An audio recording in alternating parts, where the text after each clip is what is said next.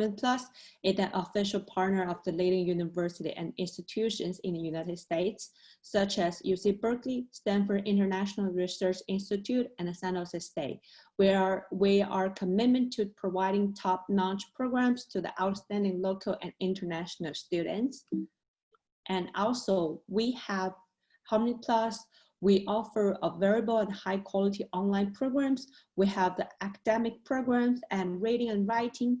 And also we have the soft skill like programs like future entrepreneur like challenges. And also we have the professor research program like data strategy, like Kaggle competition, future CEO, and global and national public policy and strategy during the pandemic. Here is, we already run lots of programs like online. This is like 5 to 8 nonfiction reading and writings to help lots of students to know what is nonfiction readings and writings. And also we have the Future Entrepreneur Challenge, and we already helps lots of like Fremont Uni, like high school district, to offer this program to all the students. And also we have our college counseling services we call future planning. We already helps lots of students to get their offer beyond their expectation. And also we have our like unique learning platform like online, offline, schools and students, theory and practice, and also education services. And today, we're very honored to invite our guest speaker, Ms. Mary Grace. And let me introduce you a little bit. So Mary Grace is our like senior coach and also our start coaches, and also the former members of UC Berkeley admission commitment and alumni of UCLA, UC Berkeley, with accepts to Yale, Johns Hopkins, and Emory, and also has over than 10 years college admissions, counseling, and personal career planning experience. And she has unique like insight application strategies, writing application documents, extracurriculum plannings, leadership developments, and stress recognition of the students. And also she's in pure mathematics major and past hospital executive and also cerebral robotics director of the operations. Hi, Mary, would you please say hi to all the audience from the Zoom or from the WeChat or from the Himalaya? Hi, I am so happy to be here and spend time with these families to talk about the college preparation process. So for our agenda today, what we'll be going over is what are some of the adjustments that have occurred now on enrollment policies due to the epidemic. So COVID-19 has caused many changes in the landscape of admissions. And so I'd like to share with you some of the key highlights that you should be aware of. Then we'll also talk about the role of standardized examinations and preferred options. And so for those of you who are rising seniors or families with rising seniors, you know that there has been many changes around cancellations and expectations around the testing. So I'd like to share with you some highlights there. We'll also go over how the admissions officers evaluate the applicant's extracurricular activities. So especially now that there are many changes on expectations regarding the application process, the extracurricular activities are going to be looked at even more so. So I'll give you some examples and some tips there. We'll also talk about what counts as a good college application essay. And so again, with some of the changes that are happening in the policies, some of the changes that are happening on admissions criteria, being able to write a very strong college application essay is going to help students with standing out. We'll also then close out with talking about how do you actually set up your college list, some things that you need to keep in mind, as well as some advice for students on online campus visits. So due to COVID-19, there has now been many restrictions on being able to attend tours in person. So we'd like to give you some actionable approaches that you can take when moving into that part of touring campuses. So throughout today, what I'd like to do is make sure that this is a highly interactive conversation. So you'll get more benefit if you are participating, getting your questions answered as we go along the way.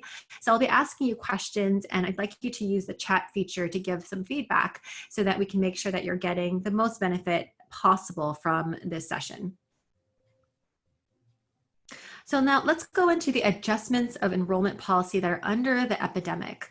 So many schools now are moving towards SAT or ACT test optional policies. So now this is completely unprecedented because these test scores were something that were very highly ranked in how students were evaluated in the past. But because of what COVID-19 has done in the United States and throughout the world in terms of being able to take those tests, it has resulted in a complete shortage of options for students to be actually able to take these tests. So schools like Columbia, the University of Chicago, Dartmouth College, Cornell, the Universities of California, University of Southern California, NYU, Tufts, University of Rochester, Pomona College are examples of schools that are now adjusting their policies for this incoming class who are going to be applying this application season, because they understand that students haven't had the opportunity to be able to take the tests in which that they expected. Many of these tests had to be canceled because of COVID-19, and the schools that are now, the tests that now are available that are open up in the fall, there is a prioritization for students who haven't taken the test yet. And so for students who might want to repeat tests, or for students who are interested in being able to increase their scores, you might not get that opportunity. And so schools are now taking a look at how do they actually adjust their approaches. So let's talk about a range of different policies. So one of the questions that was submitted before today, thank you to the parent who submitted that question, is how many schools are actually eliminating the SAT or ACT or adjusting? And actually every week different colleges are announcing changes in their policies and changes in their approaches. And so when I last looked, there was just about under 100 universities that have changed their approach for this incoming season. And so I highly recommend staying close to seeing what kind of changes are underway, so that you're fully informed about whether or not the SATs or ACTs are going to be important for your application. So let me share with you, there is just a big range now of what are the actual policies that are asked by the schools. So some examples, like I was mentioning earlier, there's some schools that are now test optional. So to add to the list we just talked about a moment, Boston University, Case Western, Tufts, Scripps, Chapman, they're now moving over to, it is now optional to turn in and submit these scores. SAT subject tests now are some schools saying are optional as well. MIT, Harvard, Caltech are now labeling these as optional. And then now there are just complete changes in these policies. So University of Chicago, they are now considering special situations for individual students. So they did that before, but now they're paying even closer attention because of what has happened over the past several months. And then the University of California, now this is a very big deal. They are looking to actually eliminate the SAT and ACT going forward, and starting to take a look at whether or not they should be developing their own test. So what that means is for students who are applying in the future, they might have to take multiple tests, the SAT, the ACT, subject tests, and then the UC specific tests as well. All right. Thanks, Mary. Give us more ideas about how the ranges of different policies about the standard tests. And is there any key points from the testings? Yes, so I'm going to go into that just now. So there are some key things to think about when you hear a college is changing their test policies, changing what it is that they're looking at. So let me share with you, just because a school says that they are not requiring it does not mean that they will not consider it. So people sometimes think that if the policy is changed, that means they don't need to take that test anymore. Actually, that's not true. So when a school is saying it's test optional, the SAT or ACT is not required. And so if you don't submit it, it will not count against you. But if you do submit it, it can only be helpful. So if you have a student who is performing well and they scored really high, that is still going to be helpful information for them to submit. So it won't count against them, but it will only help them. And then there's schools that are now test flexible. So that means that they'll accept various scores and not just the SAT and ACT. So schools are now trying to be more flexible because they understand that students just this past semester just haven't had the same opportunities that they have had in the past. And so they want to be able to still be able to judge a student's performance, but now provide multiple ways in which to to evaluate that performance. And then lastly, test blind. So for these schools, these scores are not considered at all. And so it's important for you to really understand what are the differences for the colleges that you're applying to. And for instance, if you're applying to test blind schools, then maybe you don't need to work so hard to get that perfect 1600. If you're applying to a school that is still considering it, you want to make sure you're submitting as high of a score as possible based upon their requirements. Now, there are colleges that are offering different policies and considerations. So we are seeing some schools now where they're waiving the test score requirements entirely, saying that they're just not going to consider it because they understand it's not fair for students who went through what they just went through now with COVID-19 and are still going through related to shelter in place. They're also considering waiving requirements for students above a certain GPA. So for instance, if you have say the cutoff is 3.5, then they're saying you don't necessarily need to worry about your SAT or ACT score because you've already met their minimum requirement. But say you're under that 3.5, then they'll be looking for a certain score because they're looking at a mixture between your score performance and your GPA. And they do that because they understand that some students might not just do well in some of the classes, but they might do really well in a standardized test. And so they want to give that opportunity to people to be able to explore that. And then some schools are waiving only the SAT subject test scores. So they are waiving the SAT subject tests, but they still require the SAT and ACT. And then they are also in all of this, now there's some consideration about geographic and equity issues around testing. So because it has just required so much change in how the test is administered and what the test is being considered for, it has always been a controversial topic related to standardized tests. And so this is now an opportunity for the College Board and other academic institutions to reevaluate what changes might they want to make now, because now this is an opportunity to possibly reset expectations and make the tests much more equitable across regions.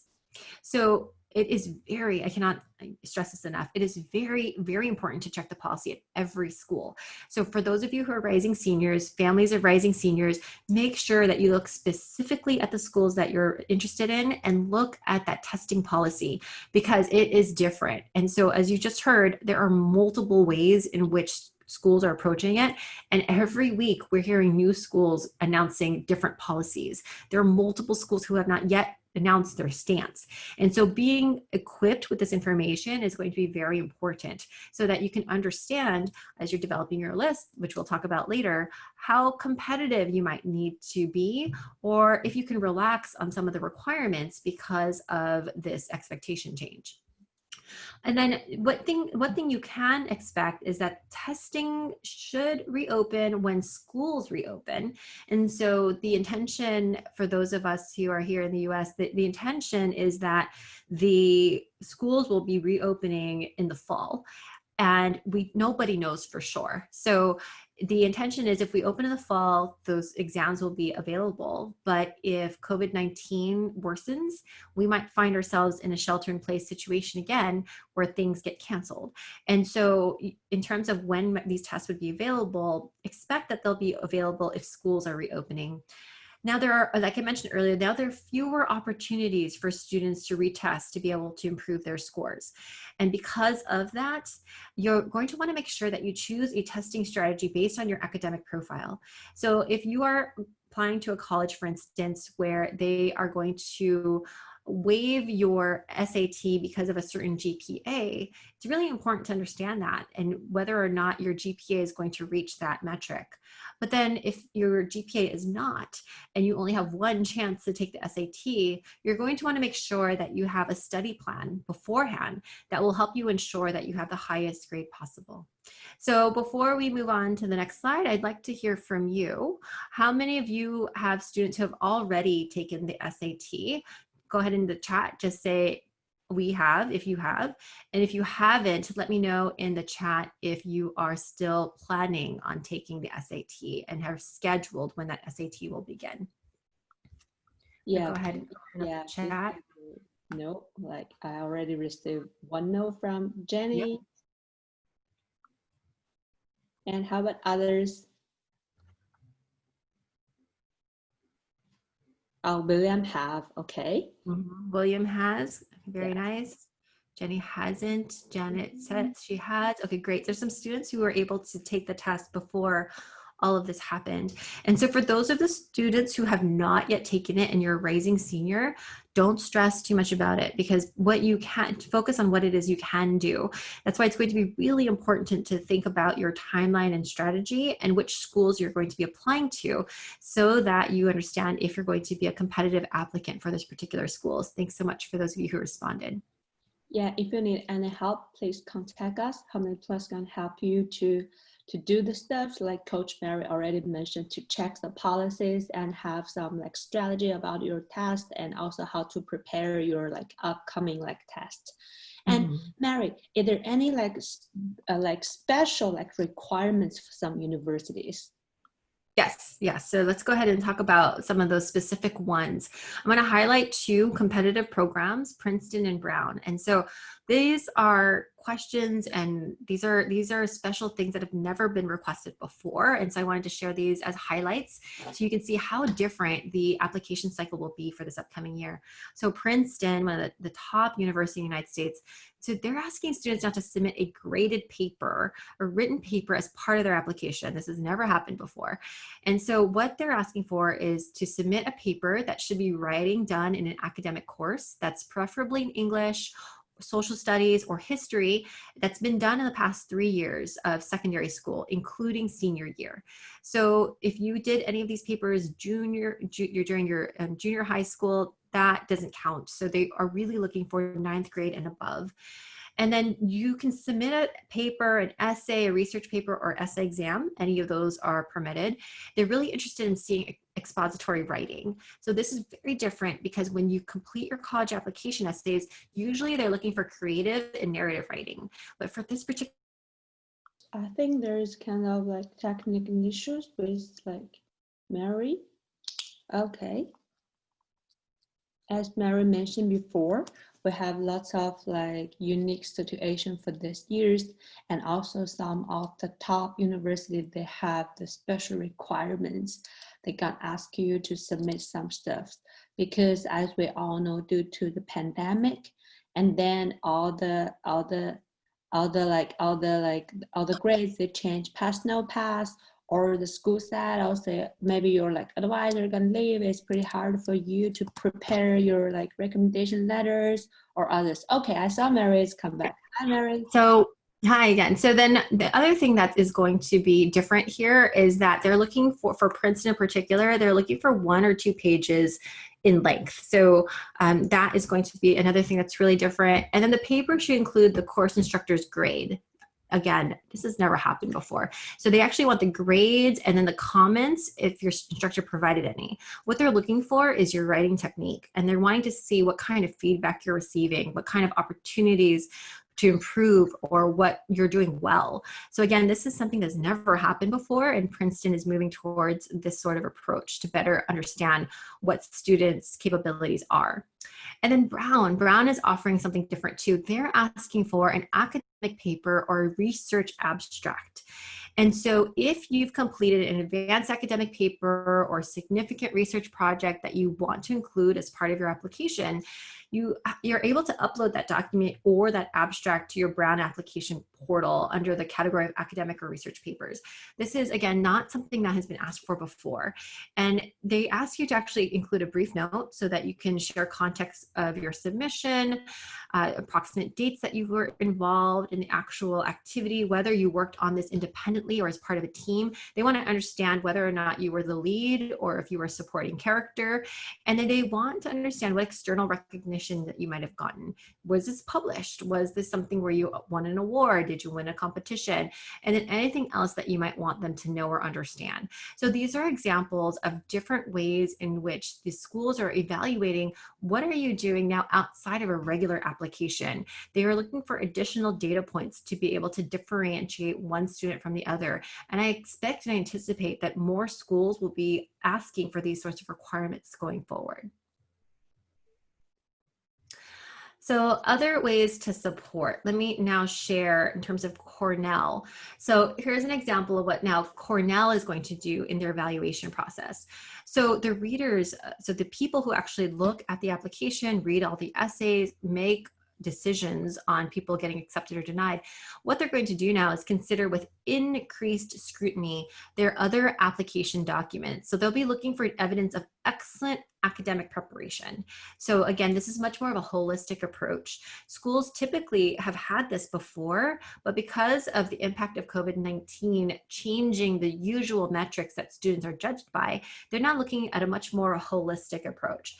So one element they're looking for is, did the student take challenging courses and did they get excellent grades in each secondary school, high school context? So there's no negative interpretation for those schools or students who had only pass fail or similar grading options during this term. So what they're looking for here is every school has a different range of AP classes, honor classes, IB classes available. So they want to know, based upon what is offered at your school, did you challenge yourself? Did you take on more than just the minimum? And did you do well? So you're not wanting to take a bunch of AP classes or IB classes and get Fs or Ds. They want to see, did you get a good mixture and did you perform well? So now, because what just happened over here and is currently happening here related to COVID-19, grading policies are now different in high schools. And because high schools have had to change so quickly, they are all different, right? So some schools have pass, no pass as what they did this past semester. Some schools said your grades are frozen and they can't get any worse, but they can only get better as you complete your work. Other schools have just completely frozen grades altogether. And so because colleges are understanding that, in particular Cornell, they understand that it just isn't normal business as usual. They're not going to penalize you because of what your school might have had to do.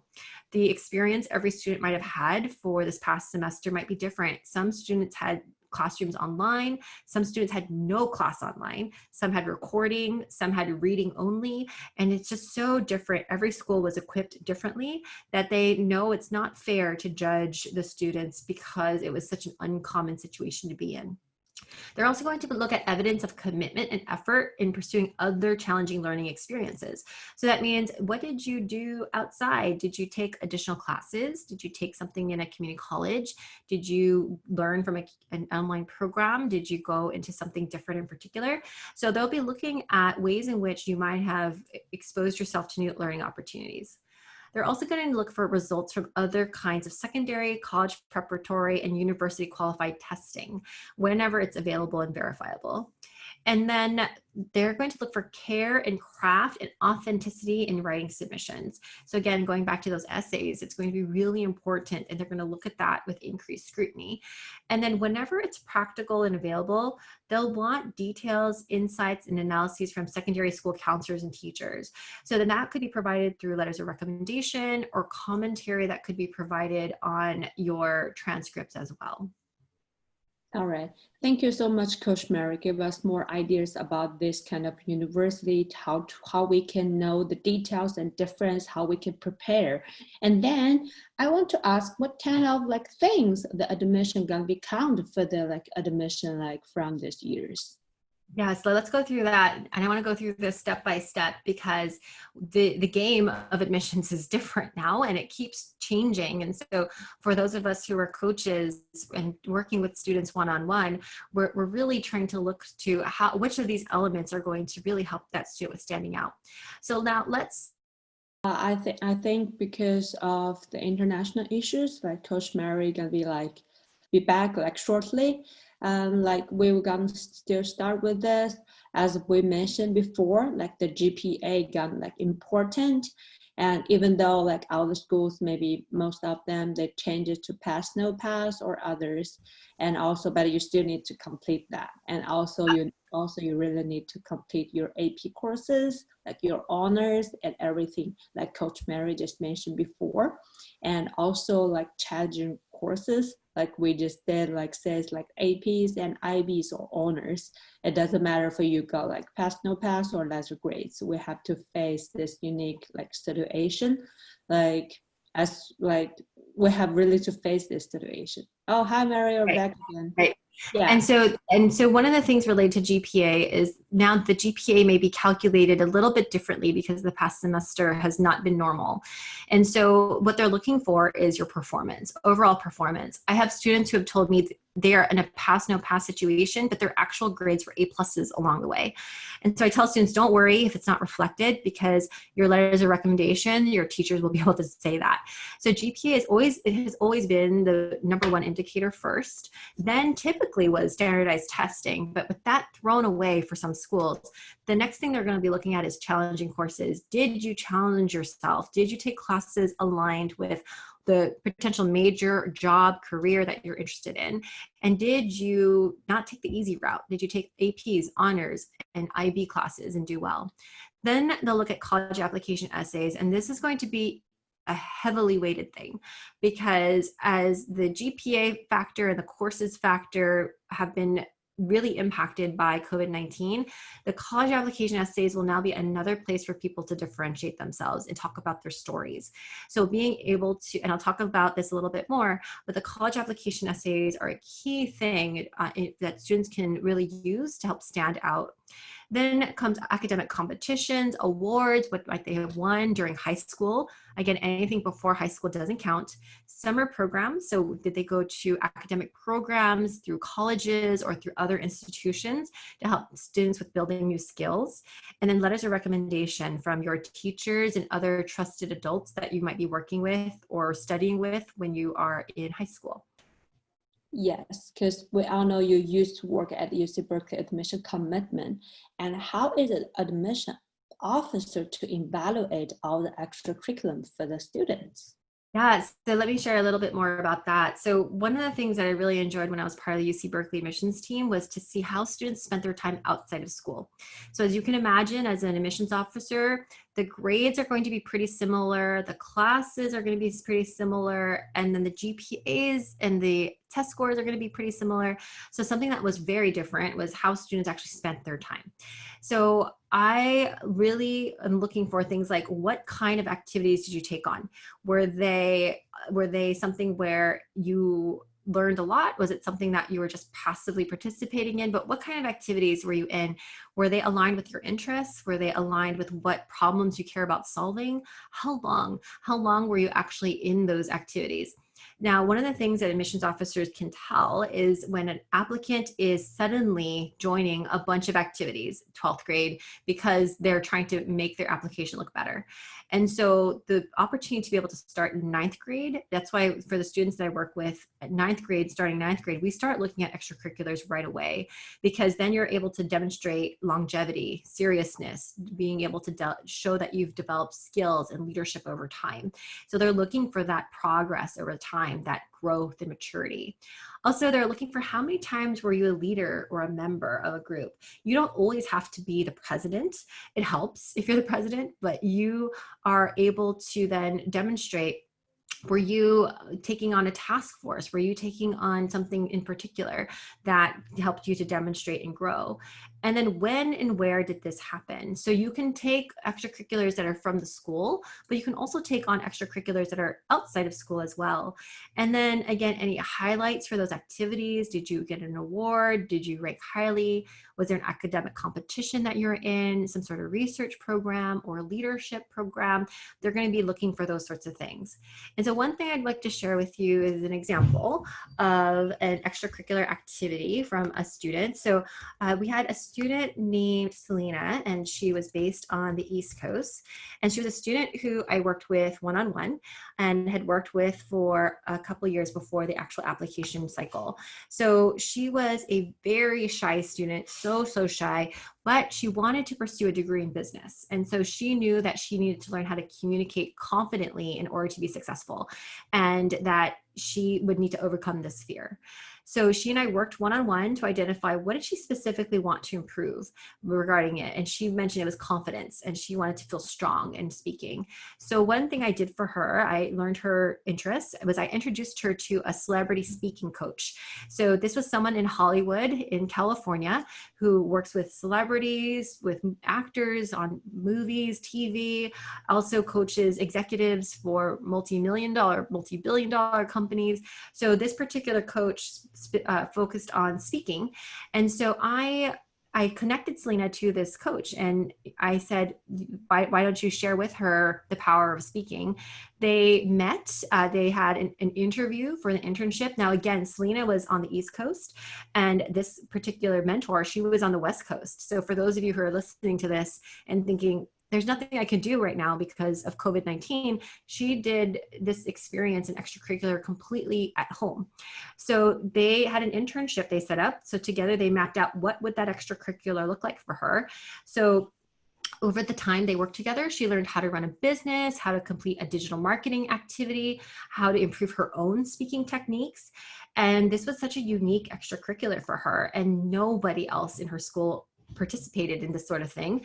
So she actually used this example in her college application essays, in her interviews, and she got accepted to her early decision choice of Boston College. And so if you're thinking with COVID-19, I don't really have opportunities, there definitely are. There definitely are, and you can set those up from home. And so I'd like to just pause there and hear from you in the audience. With that example I just shared about Selena, what stood out to you about that example for that particular extracurricular activity where she was working on communication, her fear about communication, where she worked with this coach in Hollywood who worked with celebrities? I'd like to hear from you in the chat. Let me know, what is something that stood out to you about that particular example of an extracurricular activity? Yes. What did you do like during this pandemic? Is there any things for your extra curriculum or like from your 9th grade, 10th grade, 11th grade? Please let us know. Yep, let us know in the comments. Yes. I'd love to hear back from you. Either what stood out to you about this particular example, or even extracurriculars you're doing from home yourself. If you're the child or if you are the family, what is it that your child might be working on extracurricular from home? Would love to hear from you. William says online volunteering. Okay, very nice. Lots of people think that they cannot do volunteering while they are at home. And there are multiple places that are actually welcoming volunteers and welcoming teens to be able to provide that opportunity. And it's because they still need help. There's still digital help that they might need. There might be some things that they might need with their website. They might still need things with advertising. Some of my students from Harmony Plus have been doing such amazing things from home. Some are starting businesses, starting blogs. I have a student who initiated a fundraiser using WeChat to donate funds to a hospital in need in China. And so there's so many things that you can actually do from home. Thanks so much for those of you who commented back. Let's go ahead and move on to the next slide. Mm-hmm. And then, because you already mentioned we have the essays gonna be important, and then like how we can write outstanding essays, either any like tips or like the stuff for the good essays looks like. Yeah, absolutely. Let me share. And then I see Sharon said it was a unique and aligned with her interest. She actively seeked opportunity for improvement. Yes.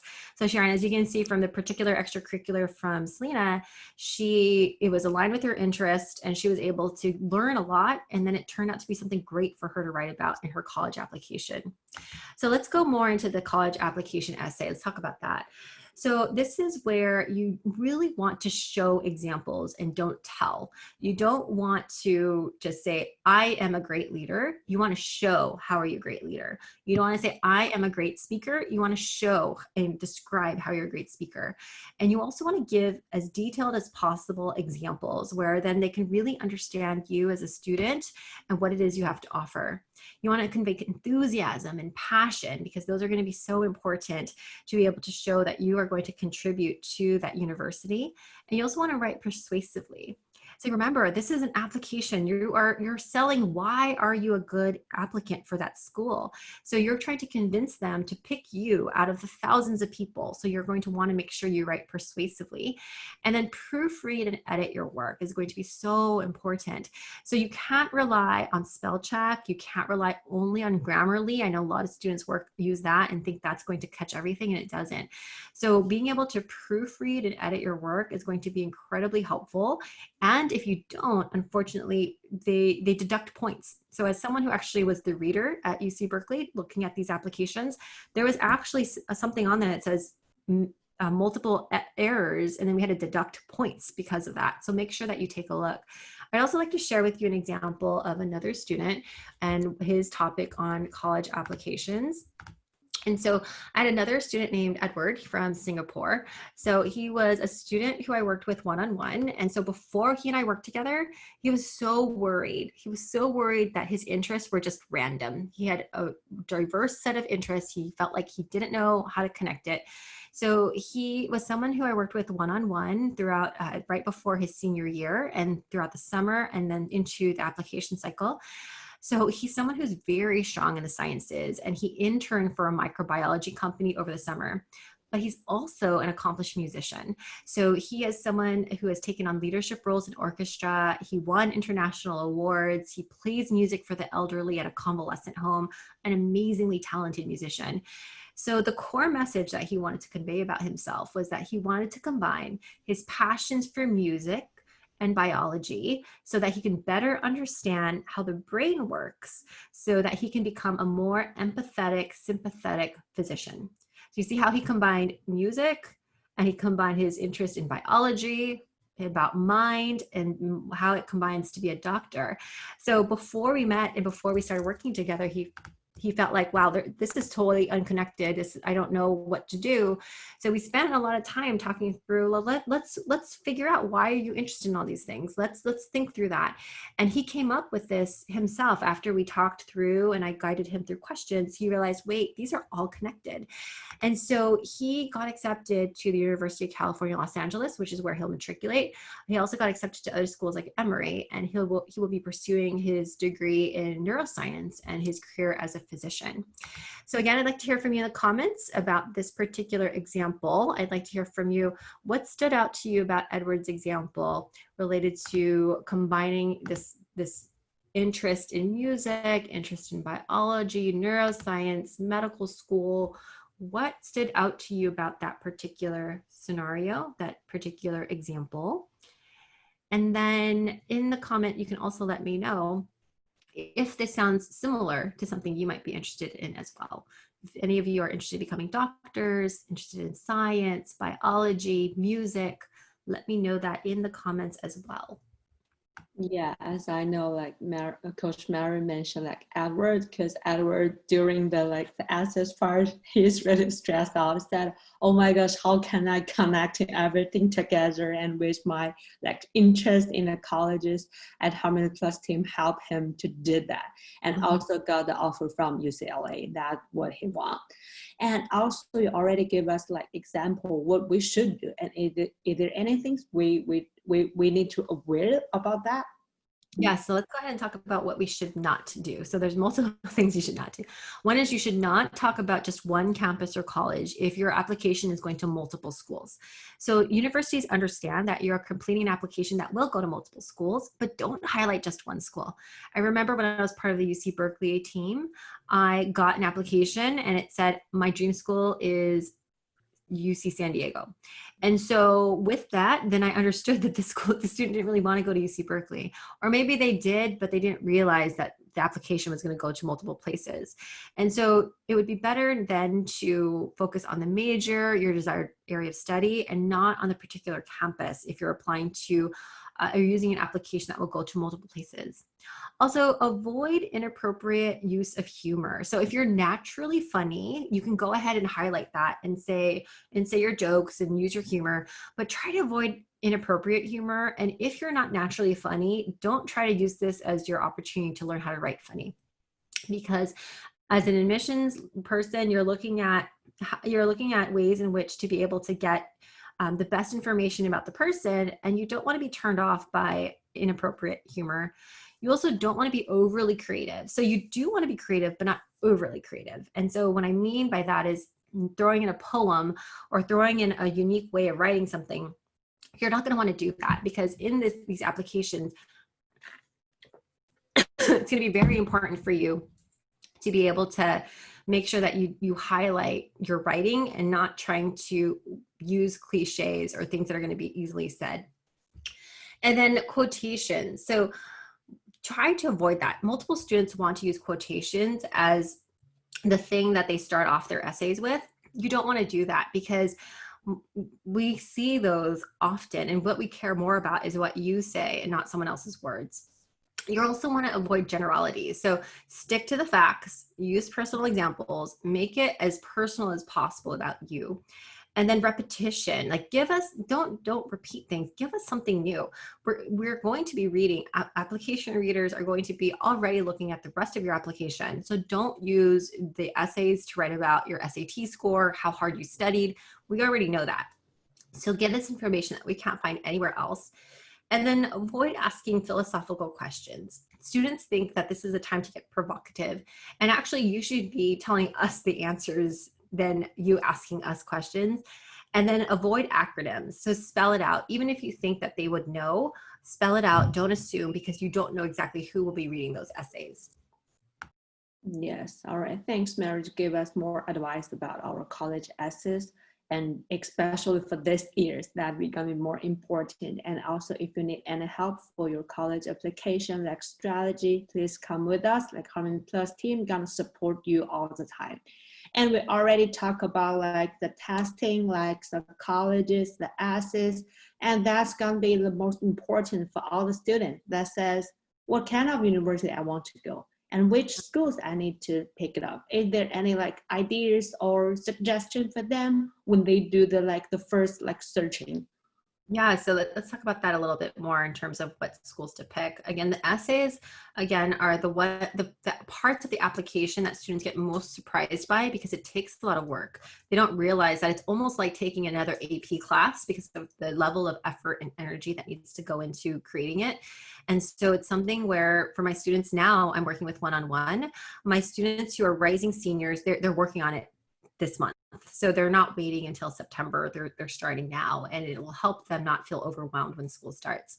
So now let's talk about your list. So the college list is going to be really important because it'll help you determine what are the grades, the test scores, the requirements that are necessary, so that you know how much work you need to do to apply to your targeted schools, and as well as how do you diversify your risk so that you have a balanced list of competitive schools to apply to and schools that are good backup options.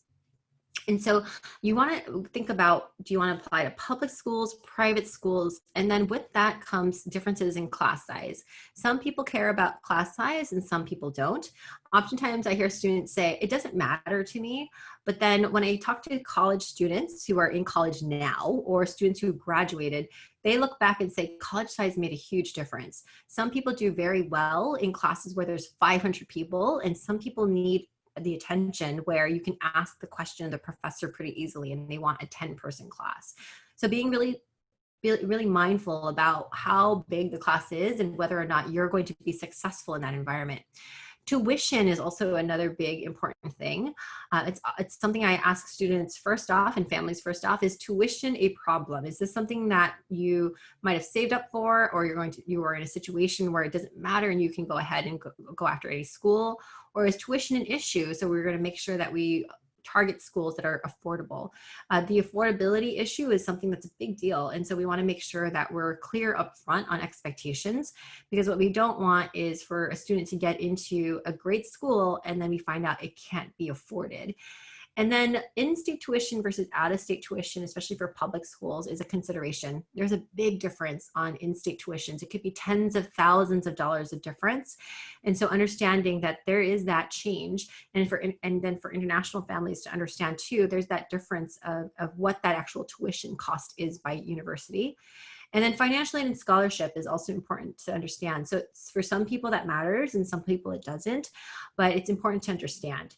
So for instance, the Ivy League will provide only need-based scholarship. They will not provide any academic scholarship from the university. And so if someone is applying to a school like Yale or a school like Princeton or a school like any of those other Harvards, being able to understand that if they get in and they are in a situation where they're not qualified for financial aid, being ready to potentially pay that out of pocket is important to understand. Now let's talk a little bit more about other things to take into consideration. One is location. Do you care about, are you in a rural setting, a suburb, an urban setting? Some students have told me they need to be in a city that they have easily accessible things to them. They want to be able to go to Target when they need it. They want to be able to go to the airport right away. I have some students who are in rural settings where it takes 4 hours to drive to the airport. So it's really important to understand those differences. It may not matter when you're looking at a website, but once you're looking and thinking about the logistics of life, it's actually quite important to see what it is you want. Weather is something I also ask my students, and I know you might be thinking this is a ridiculous criteria, but for some students it matters a lot. So the North versus South versus Midwest versus West, is a student okay with hot temperatures? I know in Arizona right now it's 110, or do they want cold temperatures? Is the student okay with snow? It's a different lifestyle depending on where you're located. Oftentimes students say, I can deal with whatever it is. But I remember I had a student who was in New York during the first snow blizzard there, and she couldn't get to class because she didn't know how to defrost her car to be able to drive where she needed to, right? So these are real life considerations to think of. And it's important for students to think about what environment makes them happy, where can they perform best in? And that can be something you want to take into consideration. The next is campus. So is it a residential campus? Are all the students living on campus or nearby? Or is it a commuter campus where most people drive back and forth? So a school like, for instance, UC Davis, most people there who are living in Davis are students. But another school like NYU, it's in the middle of New York. So then there's multiple people who are in that vicinity. So being able to understand those environments are going to be helpful. And then class size, you talked about this just a little bit earlier. 20 to 50 is usually average, but some classes are as small as 8 and some are as huge as 500. I think I went to a class when I was an undergrad in math, and there was about 500 people in one of those classes. And so you can imagine not everybody's questions are going to be answered because it's impossible in an hour for the professor to go through everything. And then the class size varies by major. So there are some majors that are impacted or more competitive where it'd be smaller, and some specialized, and some that are more broad. Some are more broad. And then college size is also important. So small, medium, large versus huge. So I was speaking with someone yesterday who says she went to a very small liberal arts college, and the graduating class from that college was smaller than her high school class. And it's very, very tiny. And she loved it because she said that she got to know her professors directly. She got to know everyone knew her by name. She got all the help she wanted. She even mentioned that the director of financial aid was also her wedding planner because they were so close to everybody at that campus. So for her, she felt like all of those adults, all those professors she met with, she was able to create such a strong bond with. And then on the contrast, there's some schools where it's just huge. So like, for instance, I went to University of California, Los Angeles, which is pretty huge. And I loved it because it meant I got exposure to so many different people. I built my network with so many different places and people, got so many different opportunities, and got to meet people who do all sorts of different roles. So being able to consider which of those types of things are important to you and your families is going to be something to consider. And then next is student life. What's the freshman orientation like? What is housing like? What are the activities like? Is your child an athlete? And if so, what's the ranking of those programs? That's going to be important to think about. And then studying abroad. So studying abroad is such a wonderful opportunity if students are able to do so. Back at UCLA, I was an education abroad counselor when I was a student as well. And so there are multiple, and I was able to still study abroad while I was a math major, and that's not something typical that you'd see. And so this is something that not all schools offer. So it's important, if that is something your child wants to get involved in, being able to see what are those opportunities at the particular university, what are the programs they offer, what are the classes they offer, and is that something that you would want to do, is going to be another important thing to think about when compiling your list. Yeah, thank you. Thank you so much, Coach Mary. Give us more ideas about how we can do our school list. As for our Harmony Plus, we are helping students as a team, and we have coaches, we have bilingual consultants, and we have peer like mentors. We will like consider like all the factors we just mentioned, and then we'll have the student and family to to find a good like school list and a better fit for your family and the students. And also, I know due to this like pandemic, some of the schools we cannot like really visit the schools. Is there any like other ways we can do the visitings? Yes, so I'm going to share with you a list of resources. So if you are watching this live, you might want to screenshot this so that you can take a look at these websites if you haven't already. So you can get college information and actually take online campus visits using some of these links here.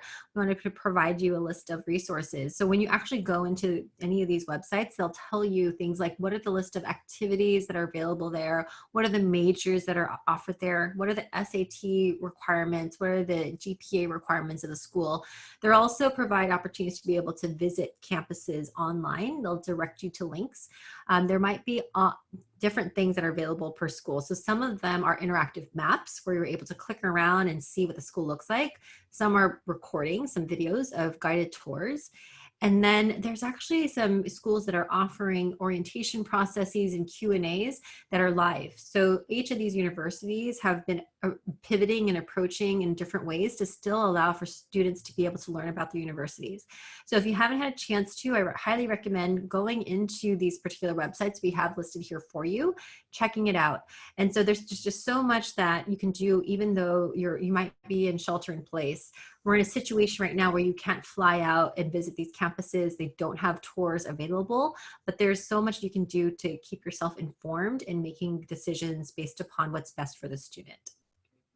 Yeah, thanks, Coach Mary. And then we have like one of the questions from the parents. She would like to know like the college application like timeline for this coming up years. So would you just give us some general picture ideas? Yes, so let's go ahead and move on to the application timeline. So for the application timeline here, this is for someone who is a rising senior. So we're about to hit summer now, but for the students who are who were just before this during spring, the spring, summer is when you're really focusing on AP tests, college lists, starting your college essays, SATs and ACTs. So this is also when you should start looking at other extracurricular activities. So this summer is going to be pretty important too. I know it might seem like extracurricular activities are not possible, but like I mentioned in the example before, you can create something, you can do something at home. And then we also have some additional summer activities available through Harmony Plus, like our Future Entrepreneur program, if your child is interested in entrepreneurship, our Kaggle Challenge, if a student is interested in computer science, Future She-O, which is about leadership, women, and being able to look at how a woman can be a leader going forward. So lots of different opportunities provided there. But this summer is where you should be looking at these elements related to prepping for college plus your extracurricular activities. Also early fall. So early fall is when things get really busy. And so for my students I work one-on-one with, the summer before fall is when we actually get a lot more work done. And so because of COVID-19, I'm telling students, you're not allowed to go out much anyway. So let's go ahead and get you a very big head start so that when the fall comes, you're not as overwhelmed. That's where you'll have the early applications due. You'll work on more essays. And I know it might sound like I'm saying essays a lot. So just imagine if a student is applying to 8 schools, let's say, they might write one common application for all of them. But imagine each of those schools has 1 or 2 additional essays that are required. So it easily can be 16 or 20 even essays that you need to write. And so I say that in terms of the essay writing and pacing it out so that students don't get overwhelmed with having to do them all at once. In the late fall, that's when the University of California applications are due and other big state schools have their applications due. And then they have more essays that you can be working on. And then most private and public college applications are due in December or early February. And so the nice thing, I have had students who got into their early decision school. So that means when they applied early on, they got the decision and they didn't have to apply anymore. It was their top choice school. They got accepted, they didn't need to do any more applications, so they stopped. So if you are in that situation, the later deadlines might not apply to you because then you could take the rest of your senior year easy because you've already gotten accepted. So these are the major milestones when you're planning as a rising senior to be able to stay on track. So it's like due to this unique pandemic, when they do everything like as soon as possible, like start earlier and then you can plan like better. So like Harmony Plus can help you in the future.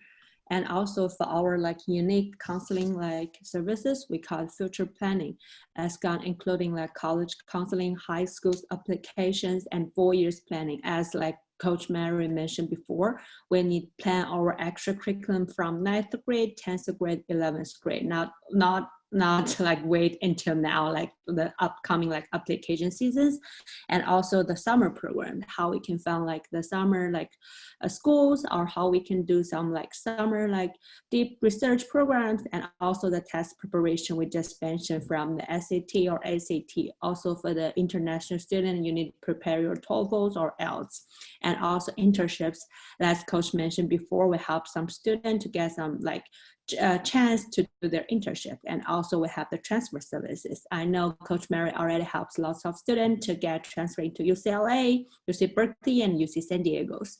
And for our like future planning services, we have this that's called moonshot in education.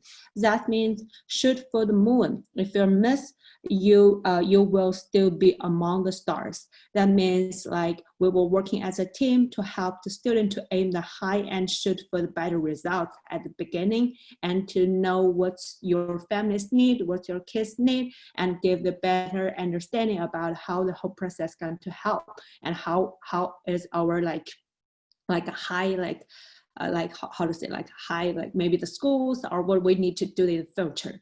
And also we have the learning ecosystem. We leverage like a high education resources that what I mentioned before. We are the official partner with UC Berkeley and Stanford International Research Institute, and also San Jose State.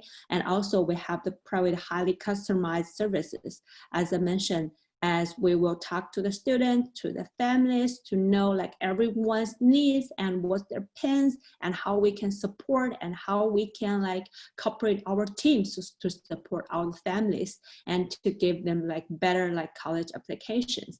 And also we have the golden triangle teams, as I mentioned. Like you can see, we have the like kind of picture from the left side. We have US coaches like maybe Mary Grace, and also others. They already have over 10 years or 20 years being like the college counseling or the college planning. And also we have the education consultants.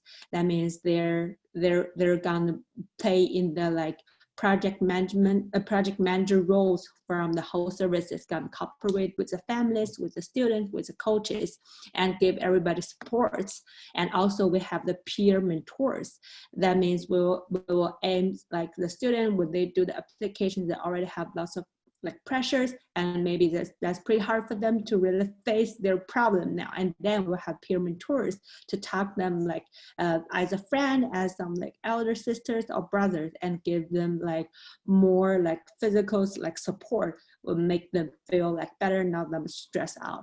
And also we have the transparent services like the Kanban system. We will create like the Kanban from all the stakeholders. And also we serve as love, because everything is easy to copy, but love is hard. And also I'm showing something about our Kanban system. We will create like every like student their own Kanban, and we'll invite our like coaches, parents, students, and teachers to support with each other. We have several different Kanbans. And also we will update like all the meeting minutes from the students, from the coaches, from the consultant and parents, to make everyone at the same pages. And also like students gonna have their own school list and to do, and when they just finish everything, they just click and did that. And also we have calendar invite and everything to make sure student like can help students to manage their times. And also we have the chat from the student and from the group, make sure everybody at the same pages. And also we already helped lots of like students to get offers beyond their expectation. And here's something from Alex, like from Coach Mary's students. And she mentioned that Alex not only got offers from dream schools, but also growth more to know how to how cooperate as a team, and how to like appreciate parents, and how and also not only like beyond their expectation, but also develop their core powers during this planning services. And also, do you have any questions? You can scan this QR code, and then we will start with our like Q&A section. You can leave your Q&A through the chat box, and we will have around 10 minutes, and Coach Mary going to answer all the Q&A questions.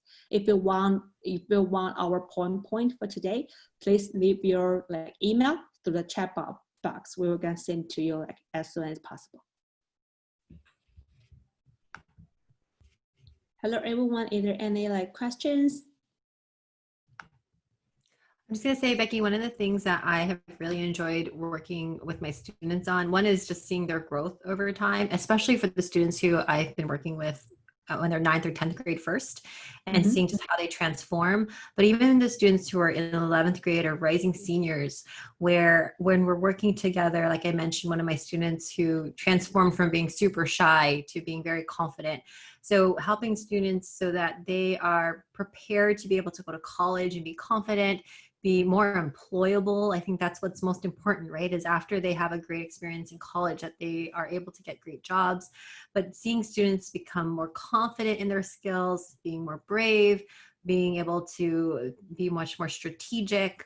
So being able to see those students grow and then also really believe in themselves. So I have had some students who were scared to apply to moonshot schools because they felt like they weren't good enough.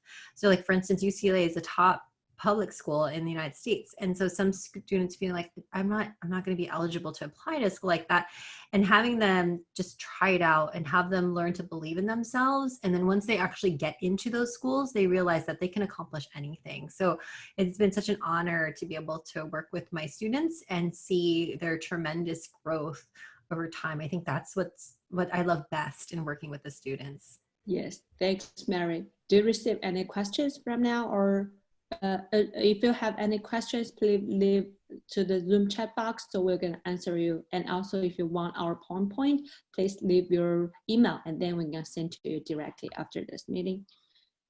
Okay, did you say that, Mary? There's like Penny. Penny have the questions. Penny asks, I have a question. Should students ask or not ask philosophical questions in their application essay? I recommend that they actually do not, right? So if you are going to put that in your essay, you should actually answer it yourself, right? So sometimes students feel like because they're trying to be provocative that they should throw those questions in there so that it makes the admissions officers think. The admissions officers are quickly reading through essays. They are not going to spend some time trying to analyze and answer it for themselves. So for instance, if you were to throw in, what is the purpose of life, as a question in your essay, and just close it out at the end of your application, you're not actually answering it and you think it's provocative. It's a philosophical question that you think is going to make the admissions officer think that you're super smart to put that in there. I recommend not putting those in there unless you're going to answer it yourself. So if you throw out a big, bold question like that, you're going to have to then try to answer it yourself in that application. It's something that students oftentimes do, particularly in their summary or particularly in the conclusion, because they have difficulty with just closing out the essay. And they think that some provocative question at the end, a philosophical question, is going to make that admissions officer think that the essay is higher level. And I actually recommend avoiding it if possible. Thanks for asking that question, Penny. Thank you so much. Penny says, thank you very much. Great. I'm glad that was helpful. Any other questions about the content we shared? Questions you have about testing, questions about the essay? In particular, I love answering questions about the essays because people have thoughts about the topics, or they have thoughts and concerns about how to stand out. So if you have questions about that, or even your own ideas of what you think about you're going to write, you can let me know. I'd be happy to give you some feedback while we have a couple minutes together. Or even extracurriculars. So if you're thinking about what kind of extracurriculars, especially to do now that you're stuck at home, if you want feedback on extracurriculars or additional thoughts and ideas, I'd be happy to share. As people are thinking about questions, one thing I'll share some of my students, some things that my students are doing while they're at home. I have a student who is interested in the brain. So it's a student who she thinks she might want to study biology, and so she loves art. One thing I recommended she do, my Harmony Plus student do, is then why doesn't she not just draw those things out and create a channel where she's sharing those images? And so what she's doing is she's creating images of the brain that she's drawing herself on her iPad. And then she is trying to explain it in a way that high schoolers are going to be able to understand. So she's doing that because she loves drawing. She loves this topic. It teaches her more. And then she's trying to give back to other students by being able to write that and share that with other students to be able to look at. I had another student who was helping another company related to marketing, and they were able to do an internship from home and be able to help with YouTube analytics and what does that look like for that company and create some examples there. So if you're seeking some ideas, if you have thoughts and ideas of potential extracurriculars for yourself or for your child, let me know in the comments. I'd be happy to give feedback as well. Yeah, I received a question like probably they are just asking the new like prompt from the Common App about like the how the like COVID-19 like impact your life. Oh yes. Yeah. So that's a question I'm getting a lot because it's brand new. There's a COVID-19 question now. So if you go actually onto Common App, you can see. One thing I've had my own students do while I've been working with them is I've been asking them to journal every day. I actually put together a 30-day COVID-19 challenge where they have been journaling their thoughts every day. And I'm glad they did because now there's a question on the Common App about it. And so what that question is asking about how has it impacted you or if there's something particularly important you'd want to share. So if you are thinking about answering that question, I don't recommend saying the same thing that everyone else has. I had students originally who, some of them who are in China, they experienced the quarantine before the rest of the world did. And originally they had thought that was going to be unique about them because they experienced it. But now everyone around the world has experienced it as well. So you probably don't want to highlight that you had a shelter in place. You probably don't want to highlight that you had school canceled, or you don't want to highlight that your extracurriculars were canceled because that happened to everybody. But if there's something different that you want to highlight, something maybe you learned, something that you did, I'm just going to try to come up with examples off the top of my head. Maybe family members lost jobs and you needed to help them with income and create something online. I have a student now who one of the things that she did because of COVID-19, her family started working on some equipment and supplies related to COVID-19. So then she learned and she was participating to help the business. So she was talking to government officials, emailing, contacting different people. And that was an experience to help her family business. But for her, she learned so much about processes and policies and procedures, and also inspired what she might want to do in the future. So for that particular question, don't say the basic things that everyone else has experienced because everyone can say the same thing. Try to think about what it was that was unique. And then if you're still in shelter in place, there are still things you could do today and now that can stand out during shelter in place. Like I mentioned, I have some students who are starting businesses during shelter in place. I have some students who are starting special projects, some who are teaching dance online because they can't go outside. So you can still really use this time to pursue some interests and passions. So for that COVID-19 question, just make sure you are trying to highlight something in particular that's different from everyone else. All right, thank you so much, Mary. So I think we're like out of time. And now, would you have any like questions? You can still leave in the chat box. We will collect all the questions and be with you like shortly. And then if you want today's PowerPoint, you can send us like your email address from the chat box. And also if you still have any questions, you can scan this QR code. We already created a group for this like event, and then we can be with you shortly. Okay, I got William's like email. Thank you so much, Mary. Thanks.